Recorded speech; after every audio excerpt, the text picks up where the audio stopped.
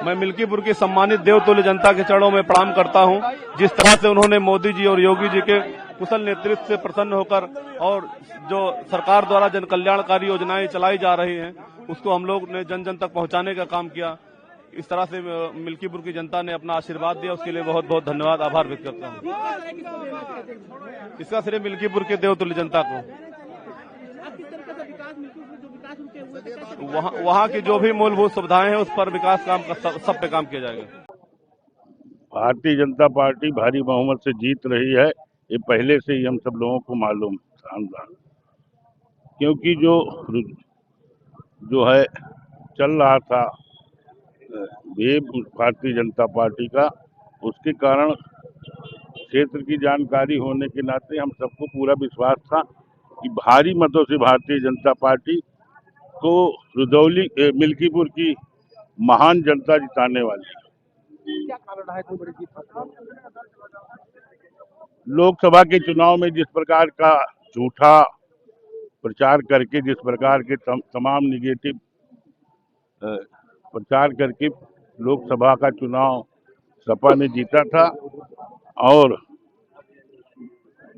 Bharatiya Janata party को अयोध्या में जो की हार हुई थी उसके कारण मिल्कीपुर की जनता को पश्चाताप था। साथ ही साथ प्रत्याशी भी हमारा ऐसा था जिसके खिलाफ कोई बात नहीं। दिल्ली में बीजेपी काफी बढ़ा है।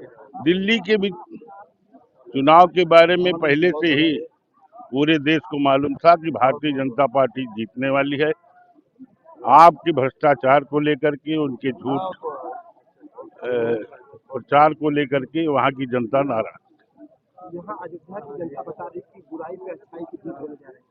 स्वाभाविक रूप से हमने पहले भी आपसे बता दिया, उस समय जो षड्यंत्र रचा गया पूरे देश में, राष्ट्रीय अंतर्राष्ट्रीय जो साजिशें हुई, उसके कारण भारतीय जनता पार्टी की जो हार हुई थी उसके कारण मिल्कीपुर विधानसभा की जनता जो है, गांव-गांव लोग पक्ष में हो विपक्ष में हो, सारे लोग लग करके भारतीय जनता पार्टी को जिताने का काम। मिल्कीपुर में जो चुनाव के नतीजे हैं वो अखिलेश यादव के जो स्टेटमेंट आ रहा था उसके बिल्कुल खिलाफ, और भाजपा को बड़ी जीत मिलती दिख रही है। जी हाँ, निश्चित रूप से अयोध्या के लोगों ने तो पहले से तय कर रखा था। ये जो है कि किसी भी हालत में जो समाजवादी पार्टी का जो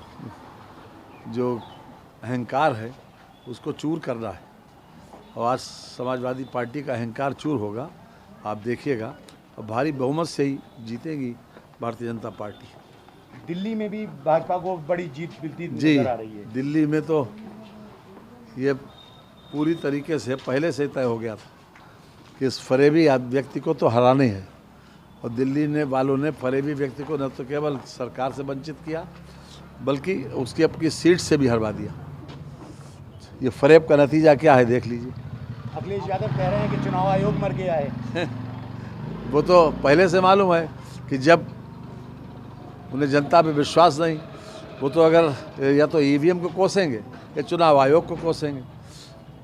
उनके अपने कारनामे इस लायक तो है नहीं कि जनता उन्हें वोट दे, इसीलिए ईवीएम और चुनाव आयोग है उनके।